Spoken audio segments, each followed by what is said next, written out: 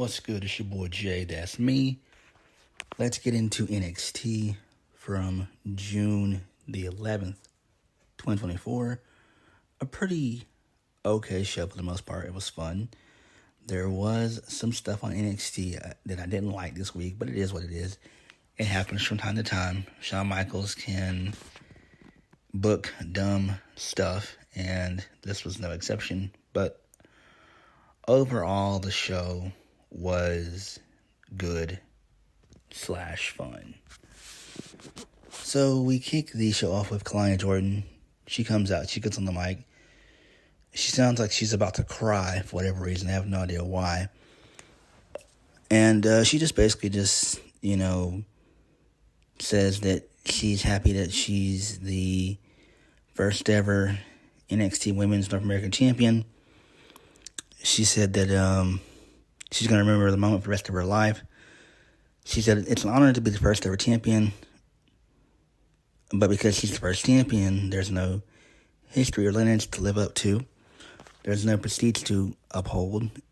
It's up to me to create the importance of this title. There's a lot of extremely talented women in the locker room, and she's going to prove day in and day out in this ring, no one can do it like Kalani. So this brings out sexy ass Miss Parker. So Jada Parker, she comes out, she gets on the mic, and she said that Kalani Jordan didn't prove anything. She just proved that she could scurry up a ladder like a damn squirrel. Nobody can climb a ladder like Kalani. She said, "Baby, all this noise you talking about bringing importance to this title, it's not gonna be long because when I handle Michin, all you're going to hear is the new Women's North American Champion." So, Michin comes out. She gets into a little mini brawl with Jada Parker. So, this sets us up for the first match of the night with Michin defeating Jada Parker with the help of the Good Brothers. So, towards the end of the match, Jada Parker gets a steel chair. I believe it was Carl Anderson who got on the rope, and he took the chair from her, and this allowed for Michin to roll up Jada Parker. This pissed me the fuck off. I'm not a fan of this. I do not like Michin. Like, she's okay in small doses. Like, the TNA environment that she was in fits her. That's what she needs to go back to. NXT in the main roster? No. It's just not her. But it is what it is. Moving on. So Chase U still continues to have issues. So Ridge Holland and Duke Hudson, they continue to bicker back and forth along with Riley Osborne. So Riley says that Ridge can't be trusted. He's not even a student at Chase U. So Thea Hale comes in. She tells the boys to shut the F up and sit down. Thea Hale reminds Riley that he was an outsider before he joined the university. Andre Chase almost gambled away the future of the university. Thea says she's tired of all the bickering, and they need to get on the same page. They're all Chase U. That's not a teachable moment. That's the truth. So I like this. This is the longest storyline that NXT's done in the 2.0 era. This thing's been going on for 3 years, and I actually like it. It's really one of the most over things on the show, and it has been for years. So I'm actually intrigued to see where this will all lead to.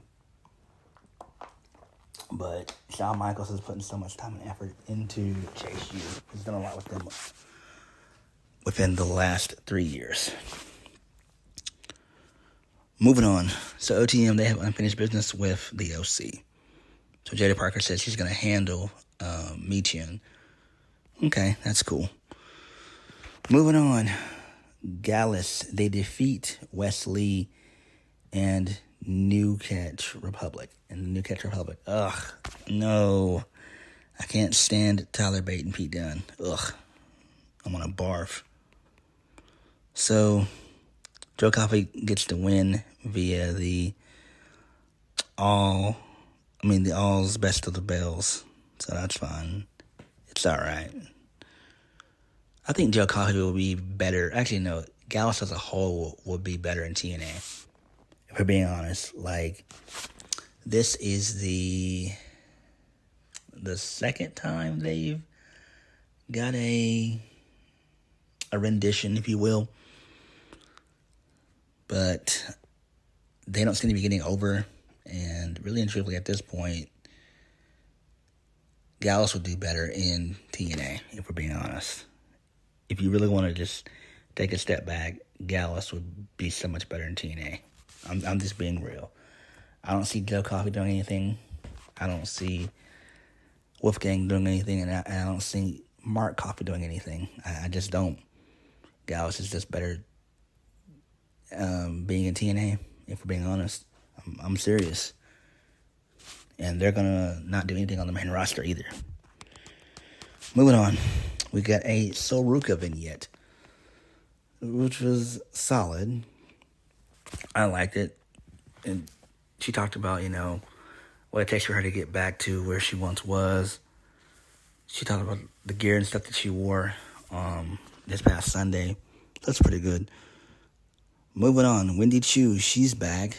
She's evil, okay, for whatever reason. She defeated Finley Rice via a Cobra Clutch, which is kind of weird.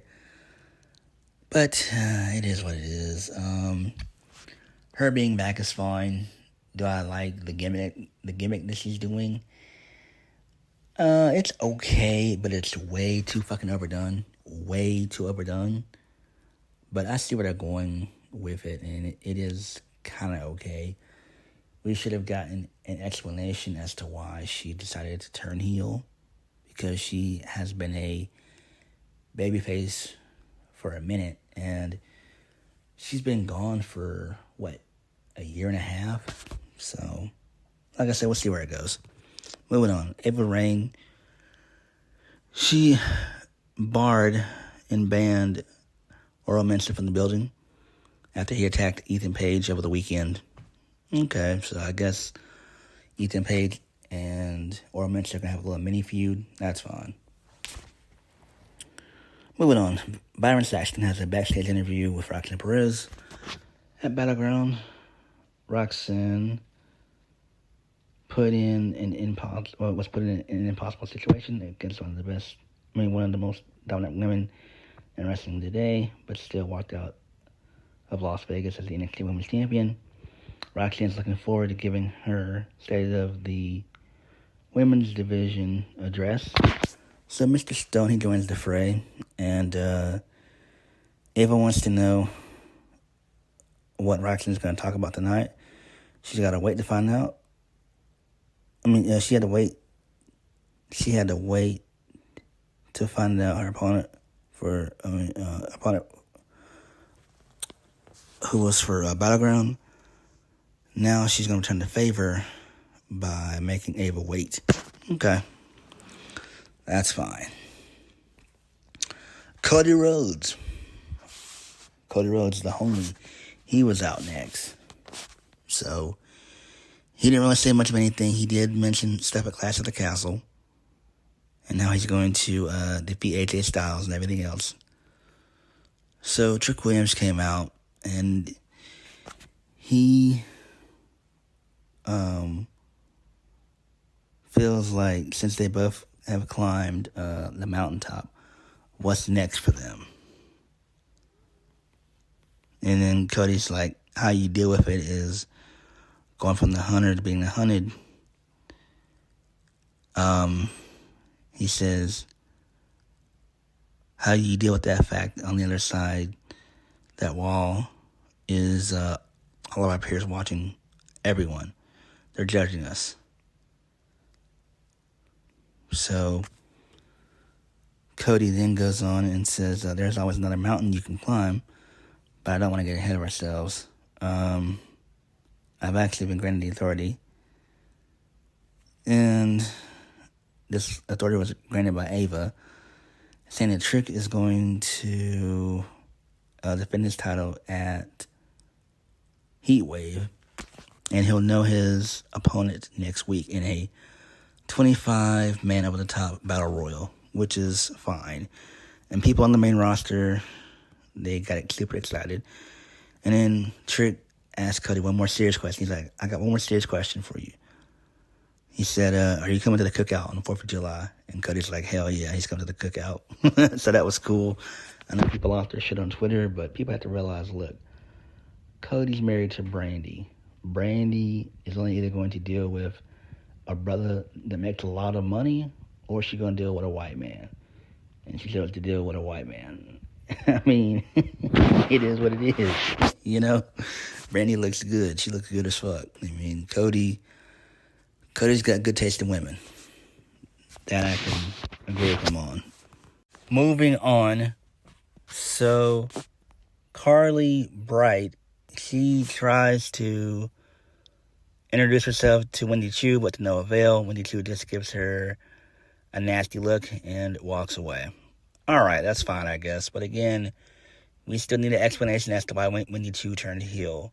Her old 1D gimmick was extremely marketable. Why change that? But it is what it is. Moving on.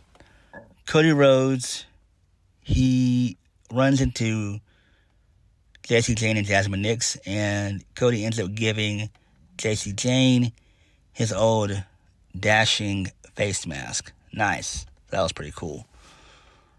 Moving on from that, Lexis King defeated Dante Chen in the Singapore cane match. So Lexis King brought in his scepter, and he hit Dante Chen with it in the ribs, and then he connected with the coronation for the 1, 2, 3. This is fine. I am a fan of Lexis King. I like him. He deserves a push. Moving on. Michin states that she may be the first challenger for Kalani Jordan's new NXT Women's North American Championship. Alright, that's fine, I guess. I hope not, but we'll see what happens. Moving on. Brooks Jensen, he tried to ambush Vic Joseph and Booker T, but he was taken away by security. So, I like what they're doing with him. Obviously, they're playing up a gimmick that he's been released and everything else. So, he showed up on some indies and stuff like that. There's rumors that he may show up on TNA. I doubt it, but that could happen. So, I do like this. We'll see where this goes and how long this is going to last. But this has been going on for a couple weeks now, and we'll just have to wait and see what is going to come of this.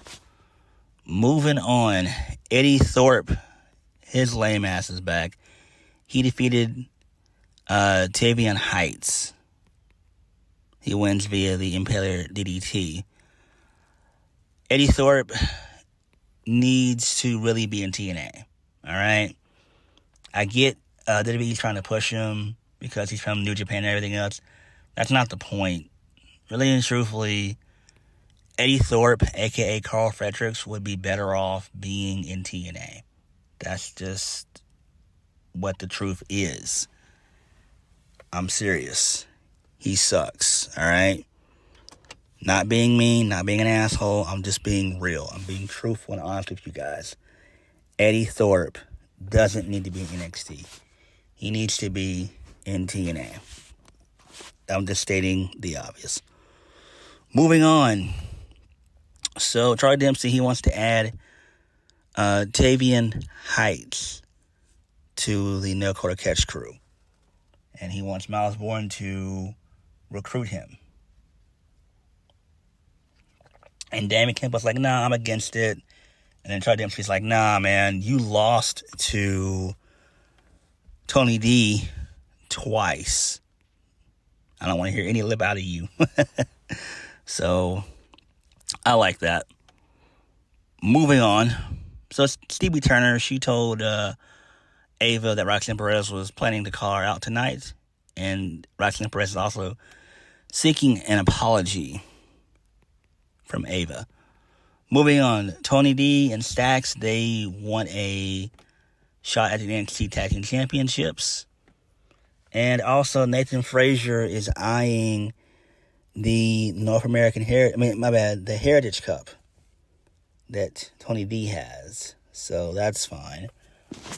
Nathan Frazier, he's okay. He just needs a little bit of work with his promo. I like what they're doing with him earlier, like a year or two ago, when he had his own little talk show and his own little news thing, when he was a news anchor, but they scrapped that for whatever reason. It is what it is. Moving on, I wanted to burn my television down to the ground. The main event of the evening, wrestling-wise. Javon Evans, he was defeated by Shawn Spears. Shawn Spears wins via the C4.